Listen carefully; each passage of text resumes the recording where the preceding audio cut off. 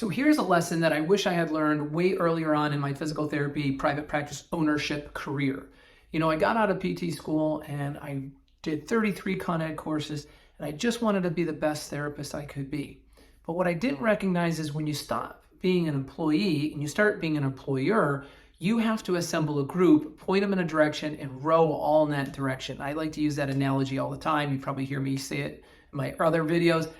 And what it took was for me to comprehend the impact that communication is the universal solvent to all problems.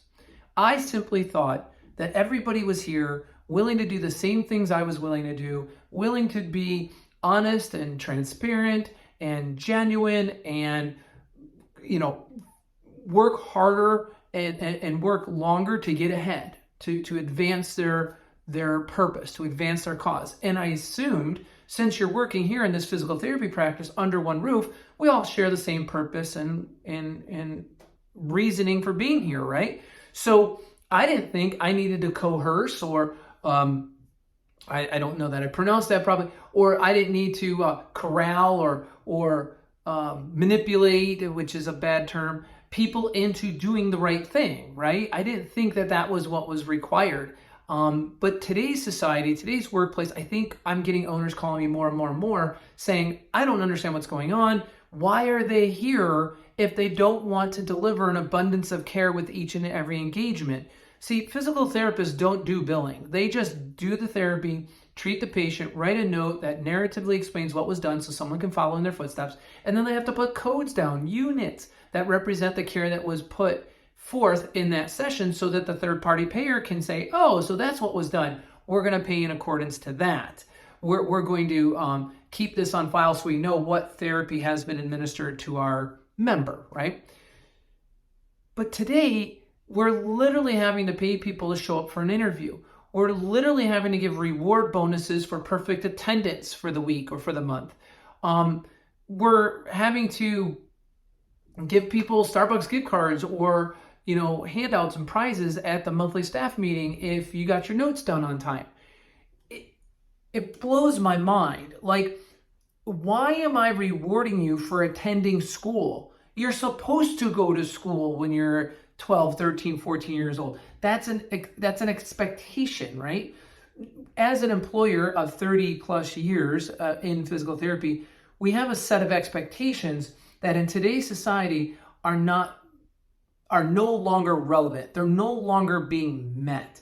So as an owner of 30 plus years, I don't know how long you've been an owner, whether you're new or older owner, the level of expectations has to be throttled down, has to be re-gauged, if you will, in order for it to be appropriate to the job market, to the workforce that you have in front of you. But here's what doesn't change: your integrity, your communication, your ability to confront your staff, and your ability to run this group from a position of cause and not effect. And here's how you can do it. Number one, set the expectations so that they're mutually understood upon the hire, during in part in the interview, and surely at the time of the handshake and the sign off of the status sheet. Use a status sheet that establishes the two-way street level of exchange that we just both agreed to. If you hired me, you're going to put in front of me, okay, good. So here's what's coming to you. Here's what's flowing in your direction.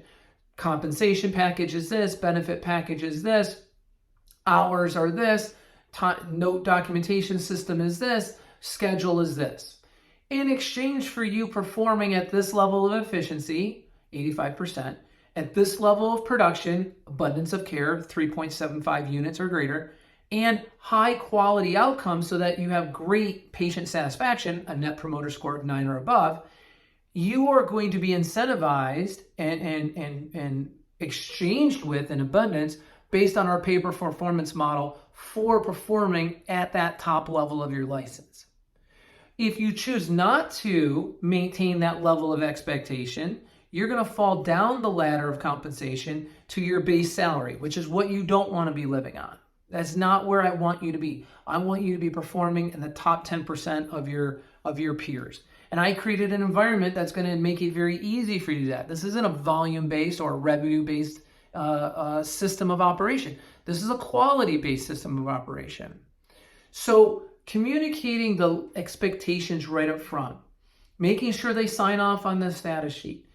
Step 2, meet with them every single week for 10 minutes and get a gauge of how they're doing with it. How are they weathering it as a person and as a professional? Step 3, have monthly staff meetings where half of the staff meeting is educational and informative, but the other half of the staff meeting is professional enhancement. Professionally enhance your administrative staff, professionally enhance your clinical staff every single month. Step 4, buy, purchase, create your own.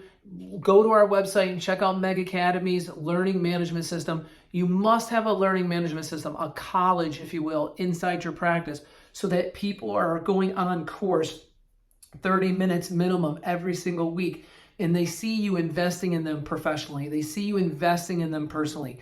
That creates a culture of, oh, we're a family here. You're trying to see me live a better life. You're not just trying to get more out of me. You're not trying to work me harder.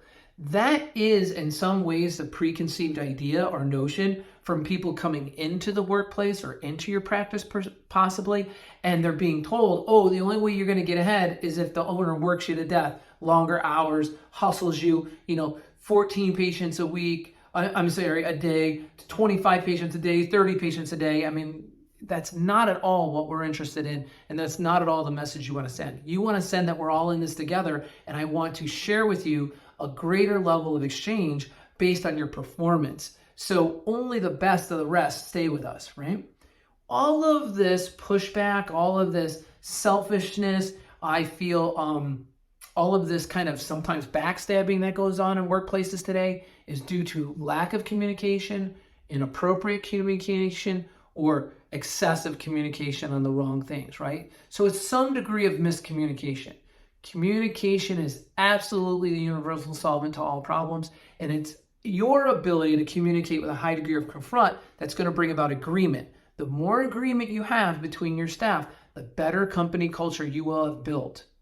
My last and final message here on how to successfully create group agreement and the best company culture is be transparent.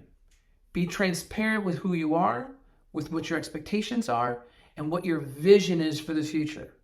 Only keep people on the bus that want to share in your vision, that want to contribute to that destination that you're going for.